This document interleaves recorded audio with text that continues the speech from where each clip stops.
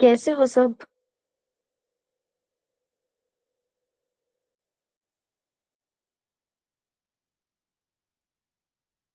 Yes, how are you everyone?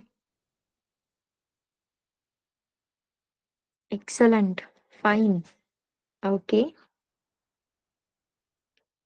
बाकी सब नींद में हो या फिर खाली पेट दिमाग की बत्ती नहीं जलती? ठीक, अच्छा। खाना वगैरह हो गया ना सबका?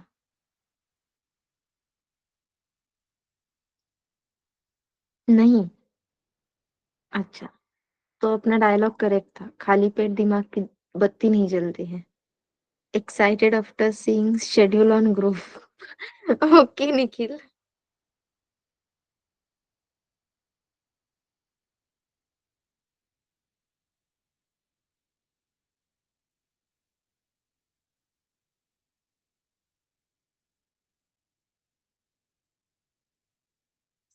अच्छा, सही कहा मैंने। ठीक है, ठीक है।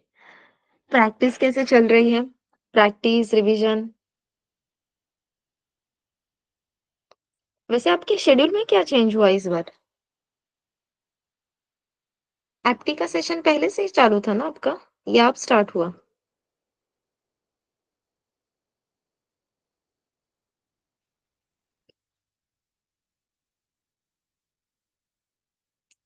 प्लेसमेंट फेज, अरे बाप रे। अरे प्लेसमेंट फेज मतलब प्लेसमेंट नहीं स्टार्ट होने वाला, होशियार।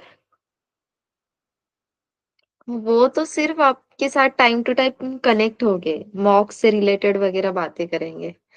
Yes I know. अच्छा ठीक है, फिर ठीक है। यस, प्रैक्टिस कैसे चल रही है? Coding practice.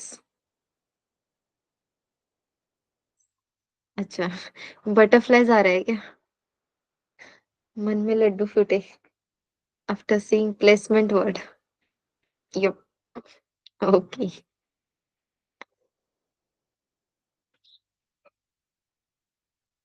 अब देखो, ये एक ही हफ्ता है अपना। एक हफ्ते में सी खत्म हो जाएगा। एटलीस्ट अभी तो बातें करो।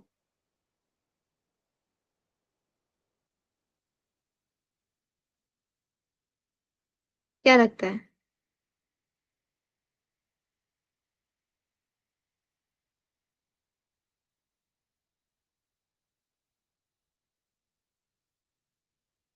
यस।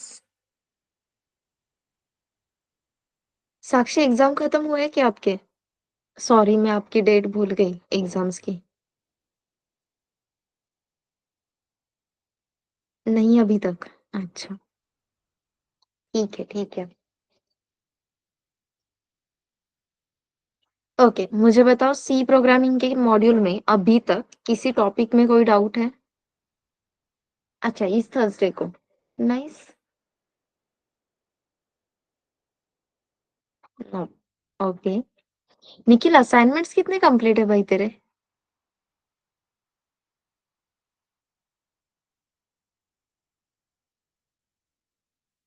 9th और 10th भी कंप्लीट होनी चाहिए थी ना?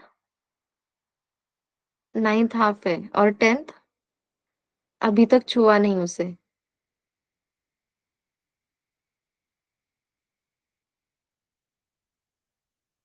करेक्ट ना? 10th पता ही नहीं है। Very nice. 10th असाइनमेंट पता है क्या एवरीवन? दिया ही नहीं। अच्छा, मैं बोल देती हूँ। हम्म,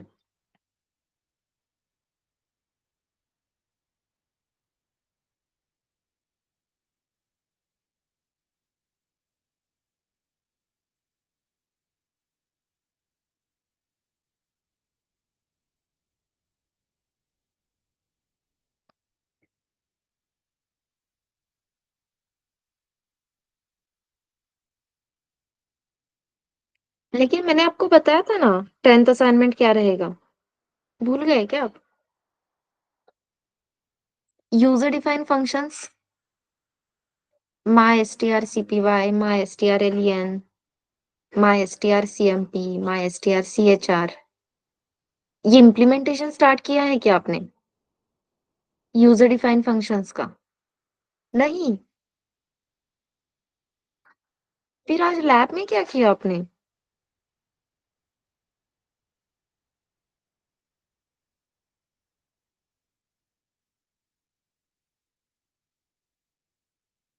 असाइनमेंट 9 में तो अपने बिल्ट इन फंक्शंस है ना आकाश?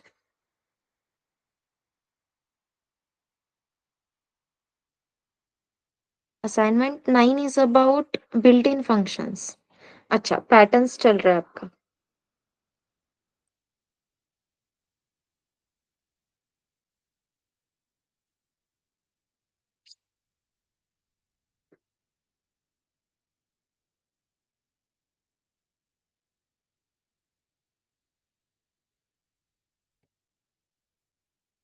तो फिर आपने स्ट्रिंग की प्रैक्टिस कहाँ तक की है?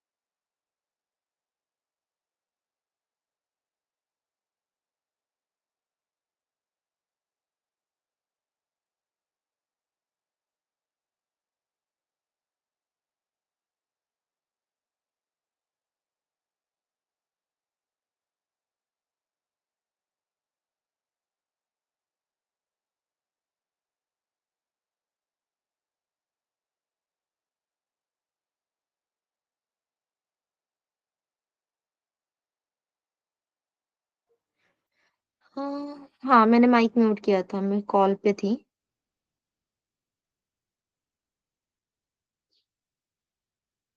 सब असाइनमेंट कब तक कम सबमिट करने ऐसा कुछ नहीं है। जैसे ही कंप्लीट हो जाता है आपको सबमिट करना है।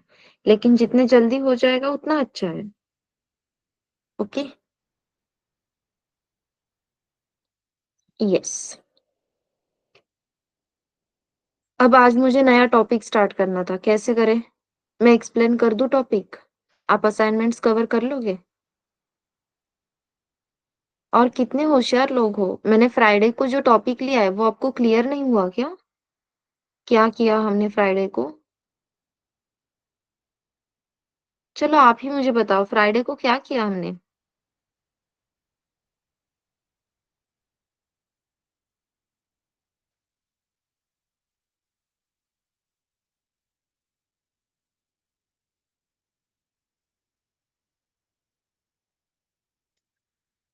वो तो सैटरडे संडे होगा ना आकाश, फ्राइडे नाइट से ही तू तैयारी में लगा था क्या वीकेंड के? ऐसे क्या बंदोबस्त कर रहा था वो भी बता दे अब। शक शक तो तूने तैयार कर दिया यहाँ पे कि एग्जैक्टली आकाश कर क्या रहा था।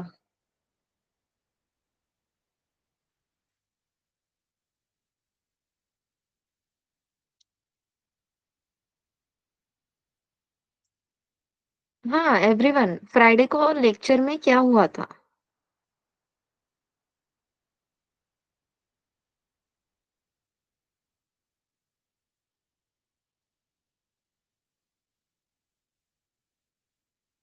बिल्ट इन फंक्शंस हुए थे। Are you sure Sakshi? String के फंक्शंस, ओके।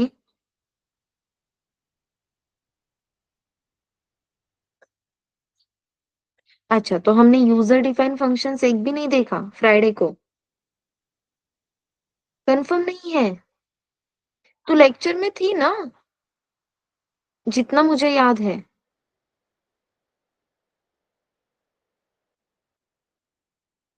हाँ, यूजर डिफाइन फंक्शंस किए थे हमने।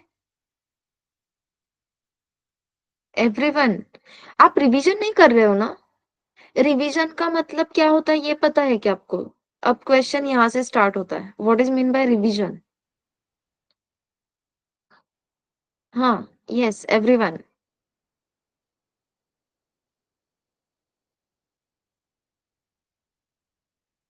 हाँ, रिवाइज करना मतलब क्या? वही पूछ रही हूँ मैं।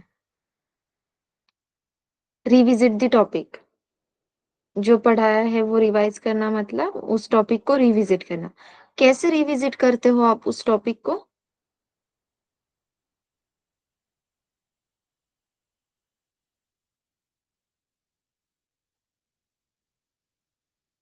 यस, कैसे रिविजिट करोगे आप टॉपिक को?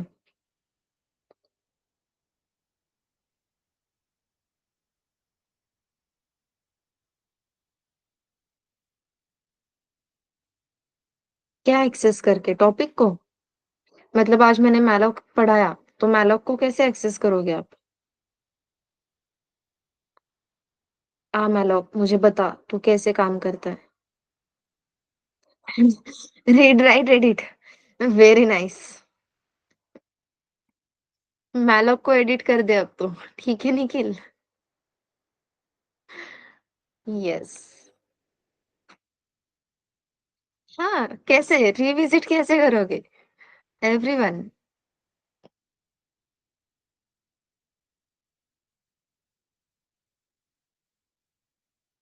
कितने रिकॉर्डिंग देखे आज तक आपने?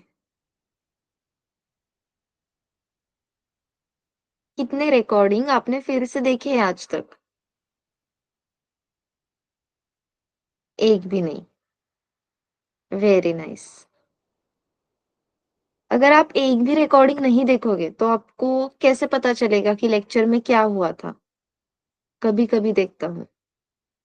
हाँ, निखिल तो कभी कभी लेक्चर अटेंड करता है, इसलिए तुझे सारे लेक्चर्स देखना मैंडेटरी है। हाँ।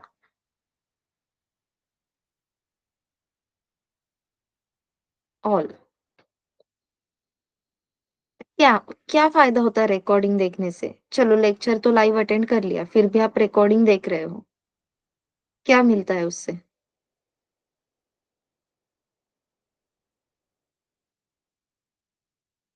टॉपिक क्लियर होता है? होते हैं ना टॉपिक क्लियर। सच में होते हैं। हाँ, तो रिवीजन करना मतलब यही होता है। अभी लाइव सेशन में आप अटेंड कर रहे हो, कुछ तो नोट्स निकाल रहे हो, कुछ प्रैक्टिस भी कर रहे हो, मान लेते हैं ऐसा। जब रिकॉर्डिंग देखते हो तो जो कुछ पॉइंट्स छूटे हैं आपके नोट्स निकालते समय, वो टॉपिक्स भी आपको क्लियर हो जाते हैं कि हाँ, ये छूट गया था, इसे कवर करना था, ये रह गया था।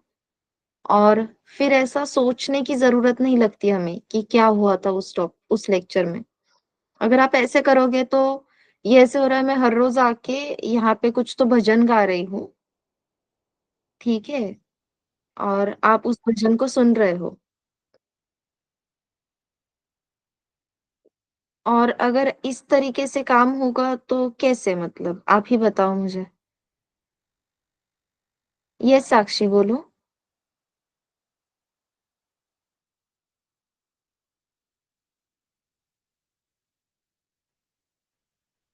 अच्छा ठीक है।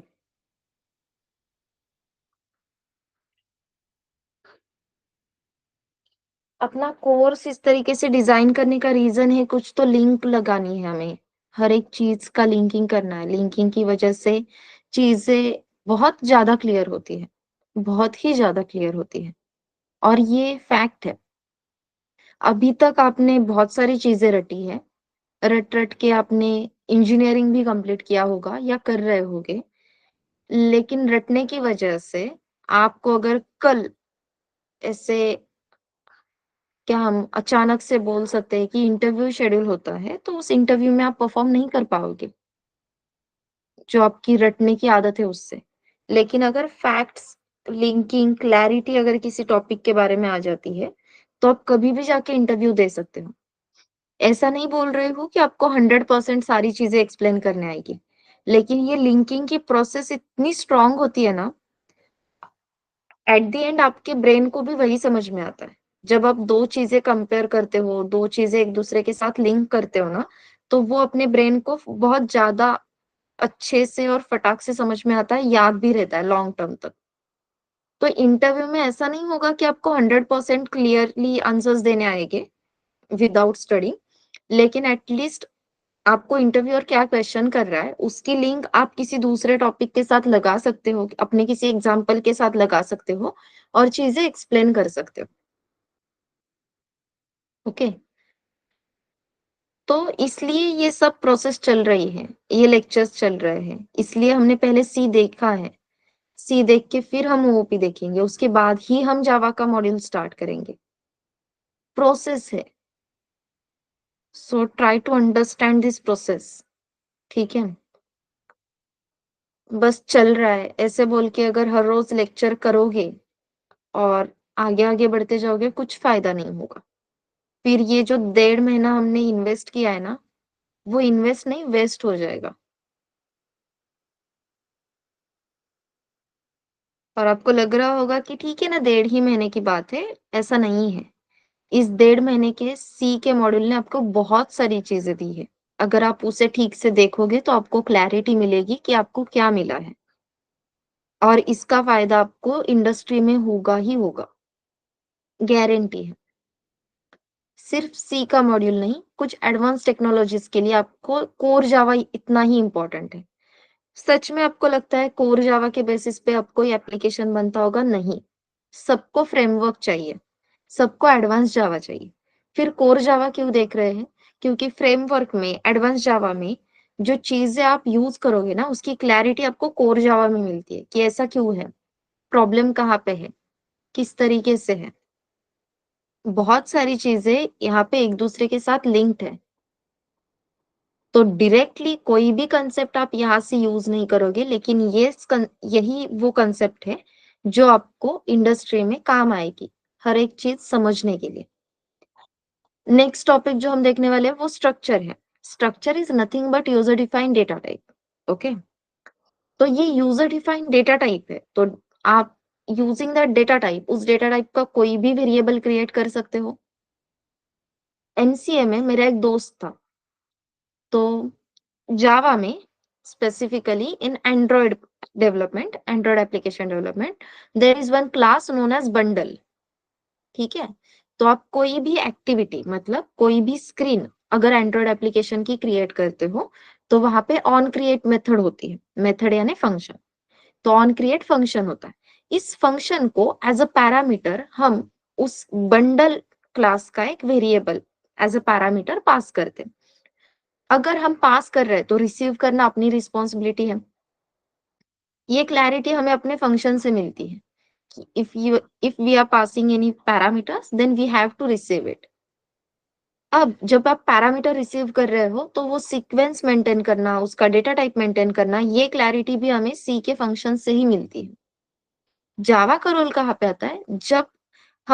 जब मैं कह रही हूँ कि बंडल टाइप का एक क्लास है। Class is nothing but class is same as a structure.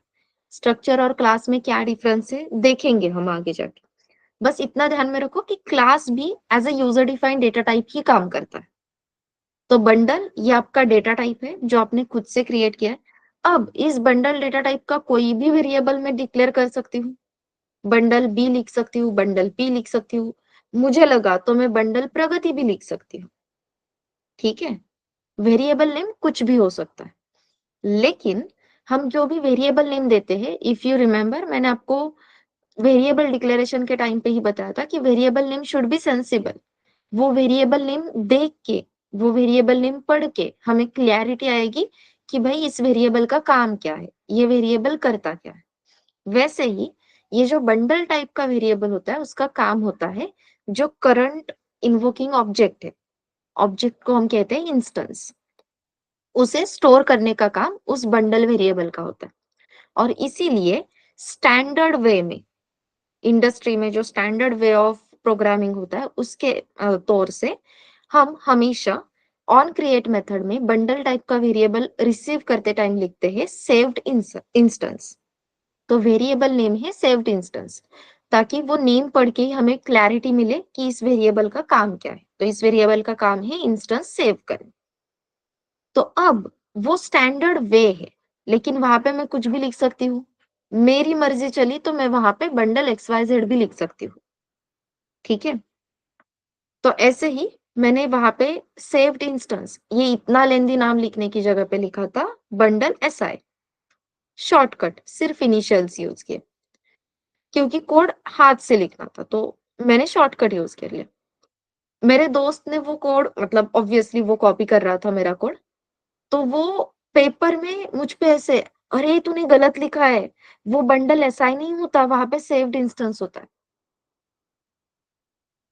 मैं बहुत ही नेक्स्ट लेवल पे शॉक थी उसका, वो रिएक्शन सुन के और वो देख के। समझ रहे हो? बंडल इज डेटा टाइप और उसके आगे वेरिएबल नेम में कुछ भी लिख सकती हूँ। लेकिन उन्हें वही क्लैरिटी नहीं है कि भाई this is variable name, this is object name और हम यहाँ पे कुछ भी लिख सकते हैं। ये पैरामीटर है, सिर्फ डेटा टाइप मैटर करता है। ये क्लैरिटी आपको इस कोर जावा से, इस सी प्रोग्रामिंग से आने वाली है। इसलिए ये मॉड्यूल्स इंपॉर्टेंट है।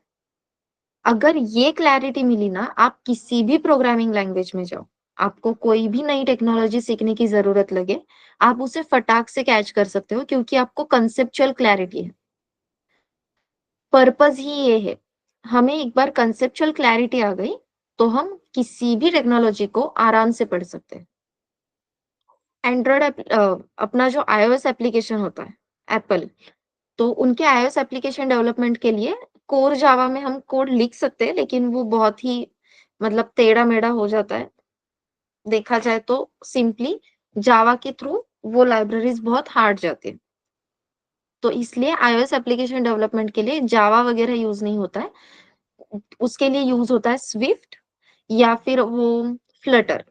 फ्लटर या फिर स्विफ्ट, ये 2 कोडिंग लैंग्वेजेस हैं जो iOS एप्लीकेशन डेवलपमेंट के लिए यूज़ होती है।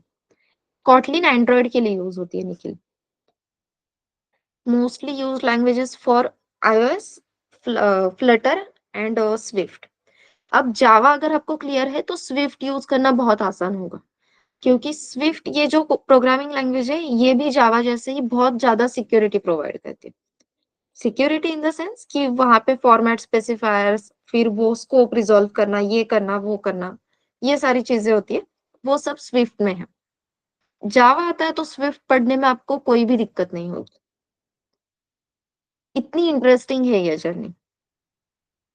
मतलब प्रोग्रामिंग को करके देखने वाली चीज है क्या? यस। लेकिन प्रोग्रामिंग अगर आप समझ लोगे तो आपको लगेगा अरे, अगर ये हमें पता है तो ये आसानी से कर लेंगे। तो वो उतनी ही आसान भी है। उस प्रोसेस को, उस जर्नी को, हर एक छोटे-छोटे कंसेप्ट को समझ लो। क्या चल रहा है, क्यों चल रहा है, मत करो ऐसे। इवन जैसे स्टार्टिंग में हमने कुछ पॉइंट्स क्रिएट किए थे, सिर्फ छोटे-छोटे ब्लॉक्स क्रिएट किए थे, वेरिएबल नेम के रूल्स देखे, देन कीवर्ड्स देखे, ये देखा, वो देखा, फिर एल्गोरिदम लिखा। जब कोडिंग स्टार्ट की तो वो सारे ब्लॉक्स कनेक्ट हो गए और हमने फाइनली एक कोड कंप्लीट करके लिख दिया। अभी अगेन अपने ये छोटे-छोटे ब्लॉक्स चल रहे हैं। हम इफ एल्स देख रहे हैं, हम फॉर लूप देख रहे हैं, बेसिकली सारे टाइप के लूप्स देख रहे हैं, स्विच केसेस है, फंक्शंस है, देन एरे है, passing array to the function है, ये सारे छोटे-छोटे ब्लॉक्स है। इन सारे ब्लॉक्स को मिला के आपका एक फाइनल एप्लीकेशन बनने वाला है। कोर जावा में जाने के बाद आपको और छोटे-छोटे ब्लॉक्स मिलेंगे। कोर जावा में फिर आप ऑब्जेक्ट ओरिएंटेड प्रोग्रामिंग की जो कांसेप्ट्स है, इनकैप्सुलेशन, इनहेरिटेंस, पॉलीमॉर्फिज्म, इन्हें इम्प्लीमेंट करके देखोगे। यहाँ पे मैंने एब्स्ट्रैक्शन का नाम नहीं लिया। उसका रीजन क्या है, ये भी आपको आगे की जर्नी में क्लियर होगा कि मैम ने सिर्फ 3 ही पिलर्स क्यों बोले, 4th पिलर कहाँ पे गया? वो प्रोग्रामिंग में नहीं आता क्या? हर एक ब्लॉक हमें क्लियर होगा। फिर ऑब्जेक्ट ओरिएंटेड प्रोग्रामिंग हो गया, फिर एक्सेप्शन हैंडलिंग आता है, फिर फाइल हैंडलिंग आता है, फिर डेटाबेस कनेक्टिविटी आती है। ये सब तो हम पढ़ रहे हैं, लेकिन इन सब में सबसे इम्पोर्टेंट पार्ट है डेटा स्टोर करना। जैसे अभी हम एरे की हेल्प से डेटा स्टोर कर रहे हैं, लेकिन एरे सच में उतना कन्वीनियंट है क्या? क्योंकि एरे को तो कुछ बेसिक साइज़ हम प्रोवाइड करते हैं, तो उतना ही डेटा वहाँ पे स्टोर होगा। मुझे तो मल्टीपल एलिमेंट स्टोर करने हैं। हो सकता है कि मेरे पास 100 साइज़ का एरे है, लेकिन मेरे पास एंट्री सिर्फ 60 लोगों की आ गई। अब मेरे पास 100 साइज़ का एरे है, लेकिन मेरे पास एंट्री 200 लोगों की आ गई। ये कम ज़्यादा हो रहा है, मेरी मेमोरी वेस्ट हो रही है। फिर इसके लिए ऑप्शन क्या है? वो आपको डेटा स्ट्रक्चर्स की हेल्प से मिलता है। तो there are multiple data structures जिनकी हेल्प से हम डेटा एफिशिएंटली स्टोर कर सकते हैं। क्योंकि डेटा स्टोर करना इतना ही अपना काम नहीं होता है। उस डेटा को उतने ही एफिशिएंटली एक्सेस करने आना चाहिए। जैसे कि मोस्ट ऑफ द मतलब यहाँ पे मैं गारंटी देती हूँ, हर एक का कबर्ड बहुत ही मेसी रहेगा। किसी के भी कबर्ड में ऐसे अच्छे से वो सारे कपड़े अरेंज करके रखे, ऐसा होता ही नहीं है। Not possible. एक दिन निकाल के आप सारे कपड़े अच्छे से फ़ोल्ड कर लेते हो, एक के ऊपर एक ऐसे ठीक से रख देते हो और जैसे ही आप बीच में से कोई कपड़ा निकालने जाओगे, ऊपर के सारे कपड़े गिर जाते हैं। फिर हम में उतने पेशेंस या क्या कहें, उतने स्किल्स है, लेकिन यूज़ करने का आलस इतना है कि हम फिर जो ऊपर से गिरे हुए कपड़े हैं, उन्हें डायरेक्टली ऐसे अंदर फेंक देंगे। फिर से उन्हें वैसे ही रखें, इतना हम कष्ट नहीं लेते हैं। ठीक है? तो हमने कपड़े अच्छे से स्टोर किए थे क्या? किए थे। लेकिन एक्सेसिबिलिटी अच्छे से की क्या? नहीं। तो डेटा स्ट्रक्चर में वो चीज़ें देखनी है कि डेटा स्टोर तो कर रहे हैं भाई, लेकिन वो एक्सेस करने की जो प्रोसेस है, वो भी आसान होनी चाहिए। ये सब सोच के हमें डेटा स्ट्रक्चर डिसाइड करना है। इन डेटा स्ट्रक्चर्स में आपको इफ एल्स और फॉर लूप की अहमियत समझ में आएगी। इतने छोटे-छोटे ब्लॉक्स हैं। हम स्टार्ट कर रहे हैं सी से, लेकिन वो एंड तक काम आने वाले हैं। हर एक चीज़ बदल सकती है, सिंटैक्स बदल सकता है, लेकिन फॉर लूप, व्हाइल लूप का सिंटैक्स बदलने से उनका वर्किंग तो चेंज नहीं होगा ना, वर्किंग विल बी सेम। ये चीज़ें हैं। इसलिए सी प्रोग्रामिंग का मॉड्यूल, कोर जावा का मॉड्यूल लाइटली मत लो। नहीं, अभी हम चिल मारते हैं, फ्रेमवर्क के टाइम करेंगे। फ्रेमवर्क में फिर घंटा कुछ समझ में नहीं आता, आपकी लैंग्वेज में, कुछ समझ में नहीं आता। हाँ। लूप घूम रहे हैं, क्यों घूम रहे हैं? कहाँ से आ रहे हैं? कैसे आ रहा है? मेथड्स कॉल हो रही है, कैसे? कहाँ से? उस मेथड का काम क्या है? अरे! हमने एक ही मेथड में दूसरे मेथड कैसे कॉल की? एक से हज़ार सवाल आते हैं वहाँ पे। ऑब्वियसली अगर आपको सच में पढ़ने की इच्छा है तो। नहीं तो गधे जैसे हम वो सिंटैक्स है, उन्होंने वैसे किया था इसलिए हम कर रहे। फिर ऐसे होता है बंडल सेव्ड इंस्टेंस, तो बंडल सेव्ड इंस्टेंस ही चाहिए। उस सेव्ड इंस्टेंस का पर्पस क्या है? वो काम क्या कर रहा है? वो क्यों वहाँ पे लिखा है? कुछ लेना-देना नहीं। उन्होंने लिखा है तो हम भी लिखेंगे। ऐसे गधे जैसे काम करने लगते हैं फिर आप। और ये जो गधे जैसे काम करते हैं, फिर उन्हें नई टेक्नोलॉजी पढ़ने की जब टाइम आता है ना, उन्हें लगता है अरे यार! ये कितना डिफ़िकल्ट है, कितना डिफ़िकल्ट टास्क हमें दिया है, कैसे करेंगे, क्या करेंगे? क्यों? स्टार्टिंग से अच्छे से पढ़ाई करो ना। अभी अभी से अच्छे से काम करोगे, तो आगे जाके गधे जैसा सिर्फ़ मुंडी हिलाई, ऐसे करने की नौबत नहीं आती है, सच में। ये आगे से बिल्कुल भी नहीं होना चाहिए कि लास्ट सेशन में क्या हुआ हमें पता ही नहीं और हम गलत इन्फॉर्मेशन दे रहे हैं लैब ट्रेनर्स को। आदेश सर ने पूछा था आपको यूज़र डिफाइंड फंक्शंस हुए या नहीं? सबने कहा नहीं हुआ। अगर आप अच्छे से इन्फॉर्मेशन नहीं दोगे, नहीं तो फिर क्या करना होगा, लैब ट्रेनर्स को बोलना होगा आप भी लेक्चर्स अटेंड करो। Shall we do that? या फिर मुझे हर रोज़ उनके साथ मीटिंग लेनी होगी कि आज मैंने ऐसे-ऐसे टॉपिक कवर किया है, तो आप उनके ये टॉपिक रिवाइज़ कर लो। स्मार्ट वर्क करते हैं ना। अगर आपने प्रॉपरली रिवीजन की, तो आप लैब ट्रेनर्स को बता सकते हो कि क्या हुआ है लेक्चर में। अगर आप उन तक वो प्रॉपर इन्फॉर्मेशन पहुँचाओगे, तो आपको असाइनमेंट्स मिलेगी। यूज़र डिफाइंड फंक्शंस की असाइनमेंट आपको 15 यूज़र डिफाइंड फंक्शंस लिखने हैं और सुनने के लिए बहुत अच्छा लगता है, लेकिन करते वक़्त सच में बहुत ही मुसीबत आती है। मुश्किल काम है वो, फर्स्ट टाइम करने वालों के लिए। क्योंकि आपको हर एक क्वेश्चन के लिए मेमोरी डायग्राम ड्रॉ करनी है, आपको फ्लो समझना है, उस फ्लो को समझ के आपको लूप कैसे इटरेट करने हैं, इफ में क्या कंडीशन आनी चाहिए, ये सोचना है। लूप और इफ एल्स, इसके अलावा कुछ भी नहीं है। और कैरेक्टर एरे, ये 3 चीज़ें हैं, इन तीनों चीज़ों के ऊपर आपका सारा जो असाइनमेंट है वो घूमने वाला है। एक बार ट्रिक समझ में आ गई, काम आसान है। लेकिन ट्रिक समझने के लिए 4-5 क्वेश्चंस तो सॉल्व करने होंगे। उसके बाद की जर्नी जो है वो आसान है। लेकिन वो 4-5 क्वेश्चंस अब आप कब करोगे? मैंने आपको पहले भी कहा था कि ये यूज़र डिफाइंड फंक्शंस होने के बाद आपको स्ट्रिंग की एक और असाइनमेंट है, एक्स्ट्रा क्वेश्चंस के लिए। स्ट्रिंग पे 3-3 असाइनमेंट्स है, built in, user define and extra questions. तो अब और कैसे करोगे? क्योंकि आज तो मैं नया टॉपिक पढ़ा लेती, इसके ऊपर भी आपको असाइनमेंट मिल जाती। कल से मैं स्ट्रक्चर स्टार्ट कर देती। स्ट्रक्चर खत्म होते ही आपको स्ट्रक्चर के 2 असाइनमेंट्स और मिनी प्रोजेक्ट मिल जाता। समझ रहे हो? अब आज का सेशन आपने ऐसे ऐसे ही गँवाया है। आज तो मैं नया टॉपिक स्टार्ट नहीं करूँगी, ठीक है? लेकिन अब सैटरडे को अपना क्लास होगा। तो सैटरडे को आपको लेक्चर अटेंड करना मैंडेटरी है। यस निखिल। तो अब हमें सैटरडे के सेशन की ज़रूरत लगेगी और सैटरडे को मुझे हर कोई स्टूडेंट चाहिए अपने लेक्चर में। और ये रिक्वेस्ट है मेरी खुद के लिए, मतलब हमने कॉलेज में पैसे तो डाले थे, वो करके अब हमने क्लास में भी पैसे डाले हैं, तो उस पैसे की थोड़ी-सी कीमत रखते हैं, ठीक है? थोड़ी-सी,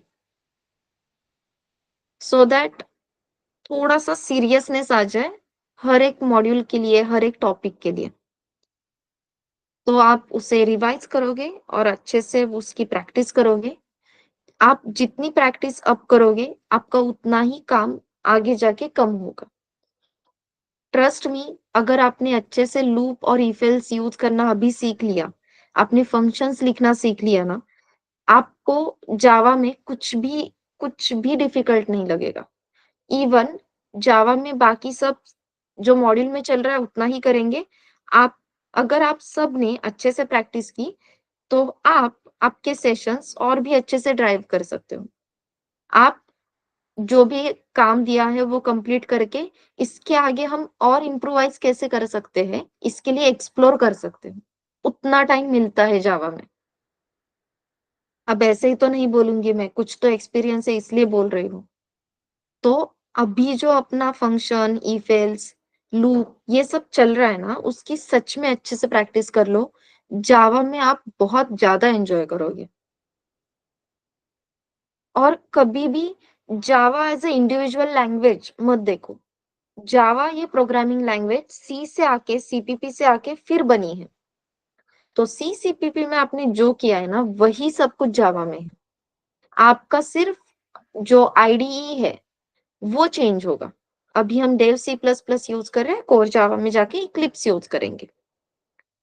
सबसे पहले तो वो आईडीई देख के ही डर लगता है। कोई भी ज़रूरत नहीं है यार। हम बड़े हो गए, ऐसा देखो ना, पहले हम ऐसी चीज़ यूज़ कर रहे थे, अब हम ये यूज़ कर रहे हैं। मोबाइल में लगता है ना, एंड्रॉइड से आईफ़ोन लेने में मज़ा आता है ना। ईएमआई कैसे भरेंगे वो बात की बात है। लेकिन वाह भाई! आईफ़ोन है अपने पास। सीखते हो ना उसे यूज़ करना। आजकल का तो ट्रेंड है, कोई भी उठता है, हर किसी को आईफ़ोन चाहिए बेसिकली, ब्रांड है ना। Very relatable, I know that. मतलब एंड्रॉइड मतलब हमें चिल्लर लगता है एंड्रॉइड। ओह! आईफ़ोन, तुरंत रिएक्शन चेंज होती है। पूरा जो केमिकल फॉर्मेशन है बॉडी के अंदर, वही चेंज होता है आईफ़ोन बोलने के बाद, मैकबुक बोलने के बाद। मत जैसे आप ऐसे मोबाइल में, लैपटॉप में खुद को अपग्रेड कर रहे हो, वैसे ही टेक्नोलॉजी में भी अपग्रेड करना है। तो जो केमिकल्स अभी निकल रहे हैं, वो केमिकल्स जावा के टाइम में भी आने दो। ओह! हम बड़े हो गए। अब हम सी से जावा कर रहे हैं। कितनी कितनी बढ़िया चीज़ है यार ये। देखो इस तरीके से। जितना एन्जॉय करोगे ना, उतना आप एक्स्ट्रा नॉलेज ले सकते हो। तो सच में इन सारे चीज़ों के बारे में सोचो और इसे इम्प्लीमेंट करो।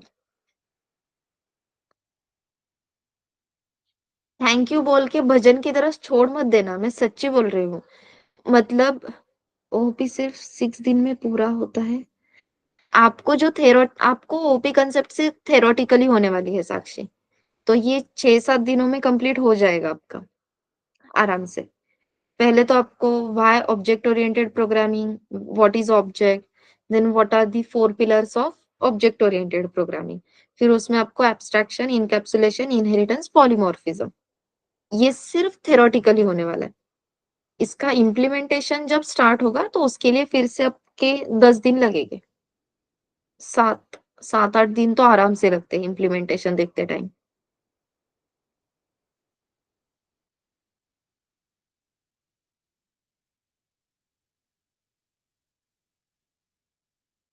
लैब रहेगा ना, ओओपी के लिए डिस्कशन के लिए लैब रहेगा।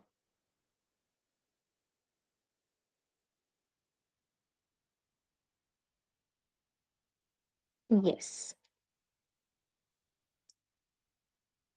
और ओओपी कांसेप्ट्स जब आपके होंगे ना, तो जनरली क्या होता है, आपको थ्योरेटिकली क्लैरिटी दे देते हैं, लेकिन आप इंटरव्यू के पॉइंट ऑफ व्यू से देखो, अगर आप किसी भी व्हाट इज़ एब्स्ट्रैक्शन का फॉर एग्जांपल आप डेफिनिशन बता रहे हो।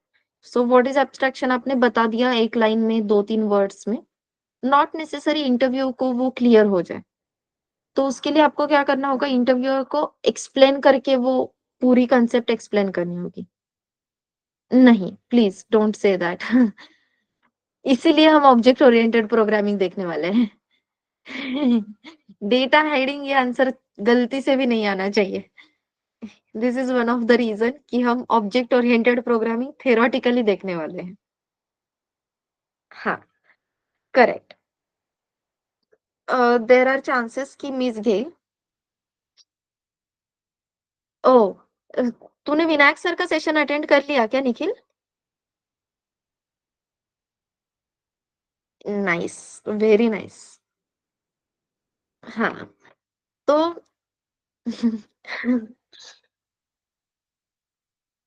हाँ, चांसेस है, फिक्स नहीं है, ठीक है?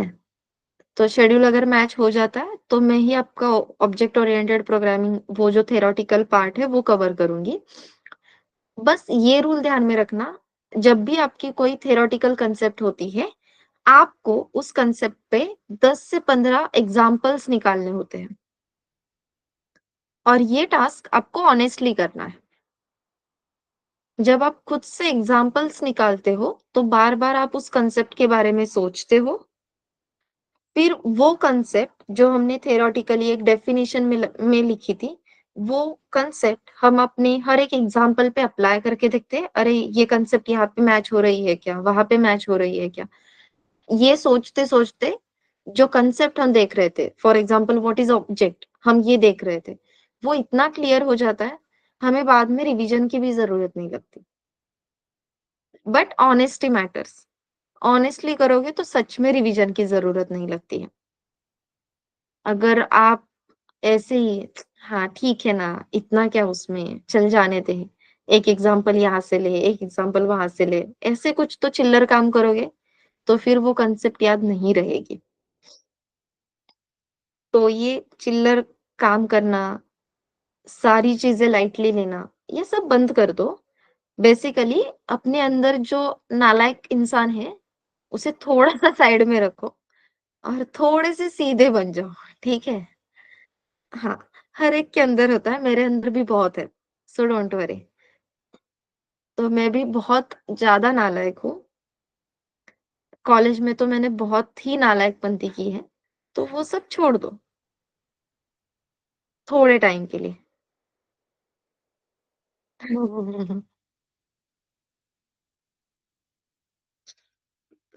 हाँ, मतलब आपको लगेगा कि मैम है, मैम वगैरह बाद में मतलब अभी हुई हूँ। तो इससे पहले मैंने मेरे पेरेंट्स को बुलाया है, मेरे कॉलेज के टीचर्स ने कि आ जाओ, आपकी लड़की लेक्चर्स अटेंड नहीं करती है, लैब करके भाग जाती है। ऐसे सारी चीज़ें मैंने की हैं। हाँ, तो टीचर्स को चैलेंज देना, वो चैलेंज कंप्लीट करना, ये सब किया है और वहीं से मैं टीचर बनी हूँ। तो आप अगर कुछ चीज़ नहीं करते हो, तो उससे उस पे मैं गुस्सा होंगी, ये बहुत ही रेयर चीज़ है और मैं अगर गुस्सा होती हूँ, तो वो आपके लिए रहेगा। वो कॉलेज के टीचर्स जैसे नहीं कि इस पे गुस्सा किया है, अब इंटरनल्स में फेल ही कर देंगे। क्यों भाई, क्या मिलेगा आपको? मतलब सिर्फ दुश्मनी निकालने के लिए अगर इंटरनल्स में फेल करने की नौबत आती है, तो काहे के टीचर आप? ऐसा बहुत ही सीधा ओपिनियन है मेरा, करेक्ट है ना? मतलब अगर आपको दुश्मनी है तो फेस टू फेस निकालो। इंटरनल्स में मार्क नहीं देंगे, फेल करेंगे, कुछ नहीं मिलता है उससे। हाँ, ऐसे मैंने अपने टीचर्स को भी बोला था। इसलिए उन्होंने मुझे ऐसे बाउंड्री लाइन पे पास कर दिया इंटरनल्स में। हाँ। जो है वो सामने रखते हैं, ऐसे पीछे से बस। तो आप आप जो कुछ भी कर रहे हो ना, वो सब मैंने किया है और आपके उतनी ही नालायक हूँ मैं। तो आपके साथ में अभी तो नहीं, लेकिन हाँ, एज़ अ फ्रेंड बाहर मिलेंगे, हम गालियाँ दे सकते हैं। आपसे मैं कुछ चीज़ें सीख सकती हूँ। अगर आप में से कोई जेन ज़ी का नॉलेज मुझे देगा, तो मुझे बहुत ही पसंद आएगा।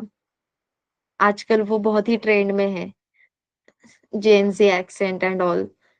तो मुझे अच्छा लगेगा वो सीखने में, ठीक है? सब चीज़ें करेंगे हम। मेरे पहले वाले स्टूडेंट्स इतने ज़्यादा नालायक थे, वो कहते थे मैम हम वहाँ पे तो नहीं आ सकते, आप जीपे कर दो, हम यहाँ पे पार्टी करेंगे। हाँ, तो ऐसे नालायक स्टूडेंट मेरे पहले रह चुके हैं, तो आप भी ऐसे नालायकपना करोगे, मुझे कुछ भी आश्चर्य नहीं लगेगा। अब यहाँ पे बीच में ईगो नहीं आना चाहिए, मैम ने हमें नालायक कहा। हो तुम, एक्सेप्ट इट, तभी साइड में रख पाओगे उसे, ठीक है?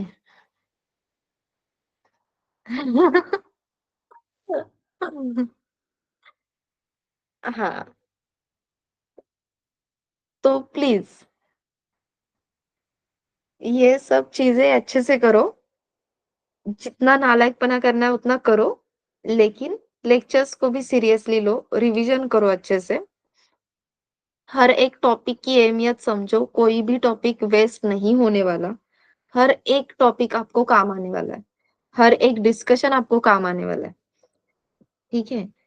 और आप जो क्रीपी जोक्स कर रहे हो रंजित सर के लैब सेशंस में, वो भी बहुत बढ़िया है। कभी तो एचआर को सुनाओगे, एचआर हँसेगी वगैरह, ठीक है? तो हाँ, आप वो जोक्स एचआर पे इस्तेमाल कर सकते हो। हाँ, तो हर एक चीज़ काम आएगी, लेकिन सबसे पहले पढ़ाई करो। काम नहीं करोगे ना, तो वो एचआर भी एंटरटेन नहीं करता है। उस एचआर को खुश रखने के लिए जोक्स और काम दोनों चीज़ें चाहिए। और प्लीज़ ऑफ़िस में जाने के बाद पहले वर्क कल्चर, अपने कलीग्स ये देखो। जाते ही पहले एचआर कैसी है, रुको, ठीक है? मेरे दोस्त ऐसे ही है सारे हरामी। जाते ही पहले मतलब इंटरव्यू से आने के बाद इंटरव्यू कैसे था, ऑफ़िस कैसा था, वहाँ पे कैफेटेरिया है या नहीं, या मैनेजर्स वगैरह कैसे, सब बाद में। अबे एचआर ऐसी थी, रुको भाई, पहले एचआर पे नज़र रहती है। लड़कियों को कैसे क्वेश्चन मार्क आ जाता है, अरे भाई, सारे एचआर तो लड़कियाँ ही होती हैं। बहुत रेयरली कोई लड़का एचआर होता है। हमारे तो बैंड बज जाती है, मतलब हम किसे देखें।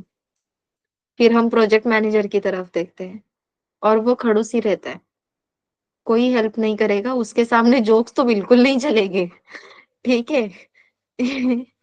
जोक्स तो उसके सामने चलेगी ही नहीं, तो डोंट यू डेयर। लेकिन अपना ये सी और कोर जावा का मॉड्यूल उसके सामने बहुत काम आएगा बेसिक क्लैरिटी के लिए। तो ये सब ध्यान में रखना है, दोनों चीजें साथ में रखनी है, दोनों चीजें लेके चलना है। और ऐसे ही आज आपने पूरा सेशन टाइम पास में निकाला है, मेरा भी और आपका भी। Very nice. हाँ, टाइम पास। अब कल पहले यूजर डिफाइंड फंक्शंस करने हैं, ठीक है? हाँ, लेकिन उससे पहले रिकॉर्डिंग रहेगा, तो अब रिकॉर्डिंग देख लो। मैं बहुत धीरे से बोलती हूँ, तो 2x के स्पीड पे या 1.5x के स्पीड पे आप आराम से लेक्चर सुन सकते हो।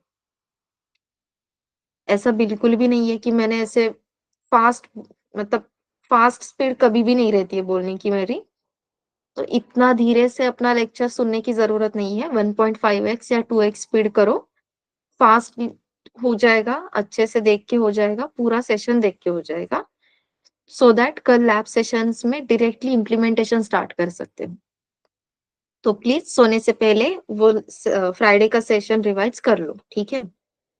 अब और टाइम मत वेस्ट करो, असाइनमेंट्स कंप्लीट करनी है, नेक्स्ट टॉपिक्स कंप्लीट करने हैं, सी का मॉड्यूल खत्म होगा तभी हम आगे बढ़ सकते हैं, क्योंकि सी के सिवा ओओपी नहीं होगा, ओओपी के सिवा कोर जावा स्टार्ट नहीं होगा।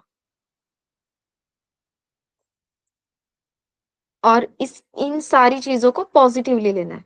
मैम कैसे होगा, हमें तो टेंशन आ गया, असाइनमेंट्स का प्रेशर है, बस हो गया। इतना सब कुछ ड्रामा करने की जरूरत नहीं है, और ये सच में ड्रामा होता है। शांति से बैठोगे, आधी असाइनमेंट कंप्लीट हो गई, आपको कॉन्फिडेंस आता है, फिर आपको लगता है ये वाले क्वेश्चंस हार्ड है, पहले वो क्वेश्चंस देखो, सॉल्व नहीं होते हैं लैब सेशंस में कवर कर लो, फिर जो खाली टाइम मिलेगा उस खाली टाइम में जो इजी वाले क्वेश्चंस थे वो सॉल्व कर लेना। ऐसे बैठे बैठे हम आराम से चीजें कर सकते हैं। कॉलेज और ये करते समय डिफिकल्टी होती है, आई नो, लेकिन फिर सैटरडे संडे का टाइम वहां पे इन्वेस्ट करो, कुछ दिनों के लिए, कुछ महीनों के लिए। उसके बाद एक जैसे काम स्टार्ट हो जाता है, तो फिर काम और आपको जो चीजें करनी है, जो एंजॉय करना है वो कर लो, या फिर थोड़ी सी नींद सैक्रिफाइस करना स्टार्ट करो, ठीक है? मैं वो करती थी, मुझसे घूमना रहा नहीं जाता था घूमे बगैर, तो मैं घूमने जाती थी, फिर नींद सैक्रिफाइस करके पढ़ाई करते बैठती थी। तो आप अपना सॉल्यूशन ढूंढो, ये भी चाहिए वो भी चाहिए, फिर किसे सैक्रिफाइस कर सकते हैं वो ढूंढो, और उस तरीके से इम्प्लीमेंटेशन स्टार्ट करो। मतलब ये चीज मेरे मुंह से तो बिल्कुल भी अच्छी नहीं लगेगी कि एंजॉयमेंट रखो और सिर्फ पढ़ाई करो, मुझसे कभी हुआ नहीं, मैं आपको किस मुंह से बताऊंगी? राइट? तो ये मैं नहीं बताऊंगी, बस आप सॉल्यूशन ढूंढो कि एंजॉय करना है तो हम क्या कर सकते हैं सो दैट पढ़ाई भी हो जाए। सॉल्यूशंस ढूंढो और इम्प्लीमेंटेशन स्टार्ट करो, एंड सबसे पहले एक्सेप्ट करो कि आप नालायक हो, तभी उस चीज को साइड में रख पाओगे और पढ़ाई करोगे। हाँ, तू तो रहने ही दे निखिल। तूने ऐसे खुलेआम सबको बताया है कि मैं नालायक हूँ, ठीक है? चलो, तो कल से नया टॉपिक स्टार्ट करें। मेल ईगो, ये मेल ईगो वगैरह मेरे सामने बिल्कुल भी नहीं चलता है।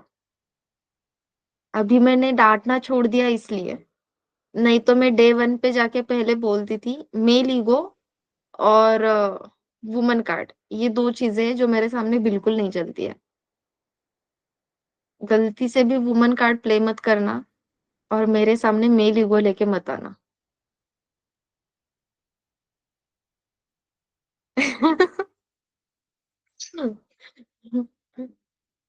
फिर भी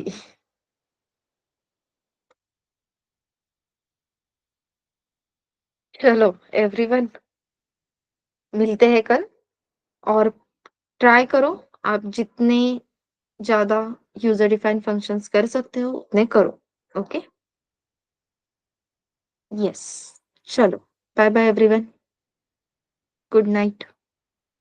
और अब पेट भर के खाना खाओ।